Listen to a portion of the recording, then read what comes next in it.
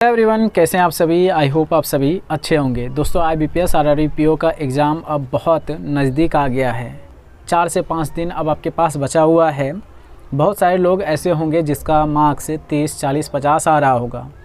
तो अभी मार्क्स कमेगा, मुझे पता है, मेरा भी मार्क्स कमा था। लेकिन जब आप एग्ज़ाम देंगे तो उस समय आपका मार्क्स बढ़ जाएगा।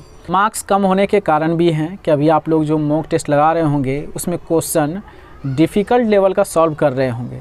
तो जब आप डिफ़िकल्ट लेवल का क्वेश्चन सॉल्व करेंगे तो जाहिर सी बात है कि आपका मार्क्स कमेगा। तो आज की इस वीडियो में मैं आप सभी को कुछ टिप्स बताने वाला हूं एग्ज़ाम से रिलेटेड। अगर आप इसको फॉलो करते हैं तो एग्ज़ाम में अच्छा स्कोर कर सकते हैं।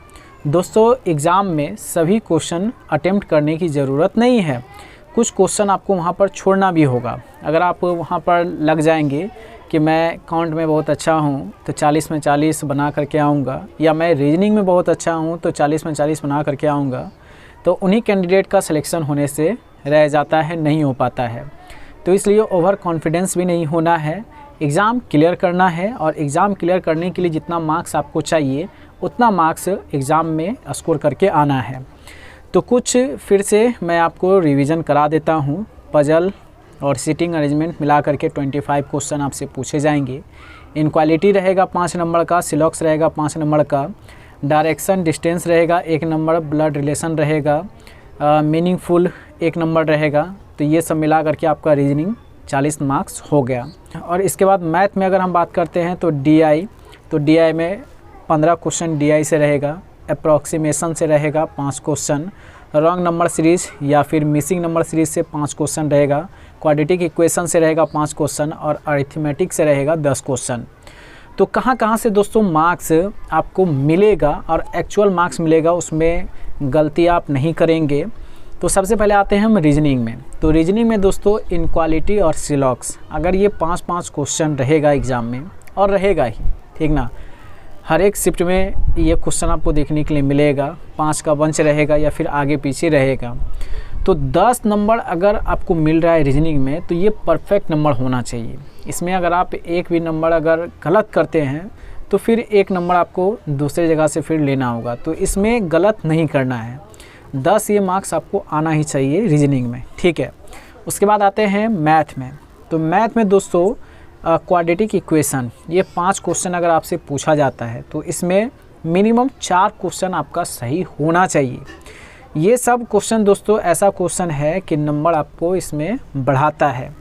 तो 10 मार्क्स इधर से और 4 मार्क्स इधर से, 14 मार्क्स तो कंफर्म आपके आने ही चाहिए, ठीक ना। इसी तरह से मार्क्स धीरे धीरे बढ़ता है, ठीक है। इसके बाद आते हैं अप्रॉक्सीमेशन में, ठीक ना, आप नोट करते हुए चलना। अगर अप्रॉक्सीमेशन का 5 क्वेश्चन अगर पूछा जाता है तो इसमें से 4 क्वेश्चन तो आपका बनने वाला रहेगा और 4 क्वेश्चन आपको बनाना ही है। आप नोट करते हुए जाना कितना मार्क्स हो रहा है, ठीक ना। तो मैं भी यहाँ पर नोट करता हूँ। तो 14 और फिर 4 आपका हो गया 18 नंबर। 18 नंबर ये आपका फिक्स हो गया, ठीक है। इसके बाद आते हैं हम अरिथमेटिक में। अगर अरिथमेटिक का आपका 10 क्वेश्चन पूछा जाता है तो इसमें भी ज़्यादा नहीं, 6 से 7 क्वेश्चन आपका अगर सही बन जाता है, और इतना बनना ही चाहिए। तो हम मान के चलते हैं 6। तो इसमें अगर 6 प्लस करते हैं तो 18 और 6 24 मार्क्स तो अब आपके कंफर्म हो गए, ठीक ना। इसमें अब एक भी रॉन्ग नहीं होना चाहिए। फिर हम धीरे धीरे आगे बढ़ते हैं।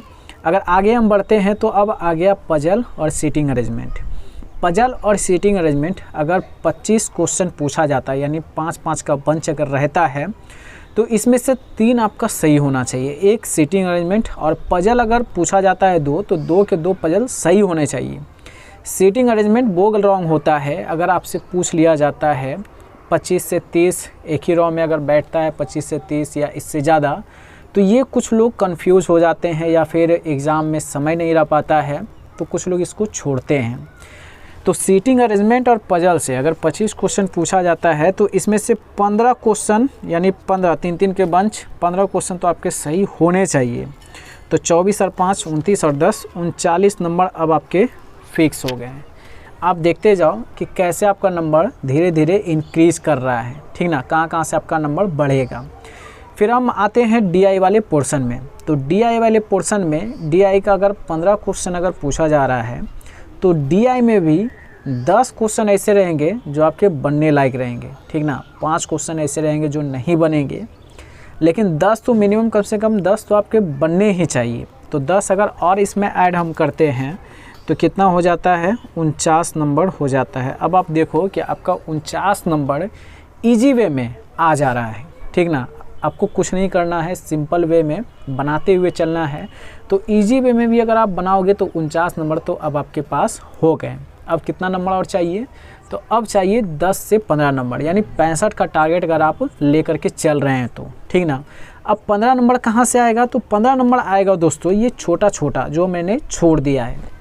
जैसे यहाँ पर डायरेक्शन और डिस्टेंस का क्वेश्चन 2 इससे रहता है, तो ये 2 इजी वे में आपका बन जाता है। चलो मैं इसको भी ऐड करते हुए चलता हूँ, ठीक है। 2 फिर आपका ब्लड रिलेशन का रहेगा, तो ब्लड रिलेशन अगर आपने अच्छे से पढ़ा है तो एक क्वेश्चन इससे पूछा जाता है, ये आपसे बन जाएगा, ठीक ना। इसके बाद आता है मीनिंगफुल वाला। तो मीनिंगफुल वाला देखिए आप छोड़ दें, क्योंकि मीनिंगफुल वाला अगर आप करना शुरू करते हैं तो ये बनता भी है और नहीं भी बनता है। कभी कभी अगर आप बना करके अगर आप टिक करते हैं तो रॉन्ग भी हो जाता है, ठीक ना। फिर आगे हम बढ़ते हैं, तो एक और मैंने छोड़ दिया था इसमें, रॉन्ग नंबर सीरीज और मिसिंग नंबर सीरीज। तो 5 नंबर मैंने यहाँ छोड़ा है, तो 5 नंबर तो ये आपको मिलेगा ही, चाहे तो आपसे पूछ लिया जाएगा रॉन्ग नंबर सीरीज या फिर पूछा जाएगा मिसिंग नंबर सीरीज।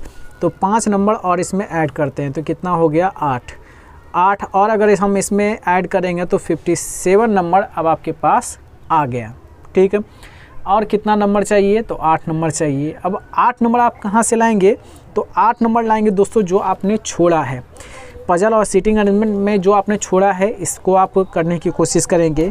फिर अर्थमेटिक को जो आपने छोड़ा है इसको करने की कोशिश करेंगे, और जो DI को आपने छोड़ा है इसको आप करने की कोशिश करेंगे। तो इससे अब आपका 8 नंबर आएगा। अब आप देख लो कि कितना नंबर आपका बन गया, तो 65 नंबर अब आपके हाथ में हो गया। और इसमें रॉन्ग आपका नहीं होना चाहिए, और रॉन्ग अगर रहेगा तो फिर आप एग्ज़ाम में पास नहीं कर पाएंगे।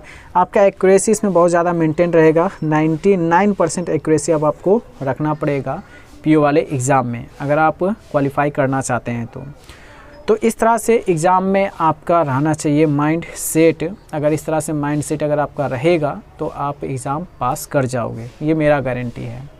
अब अगर और भी कुछ अगर आपको पूछना है तो आप हमसे पूछ सकते हैं, लास्ट समय बचा हुआ है। और भी इस तरह का वीडियो मैं आपके लिए लेकर के आऊँगा बूस्टअप के लिए।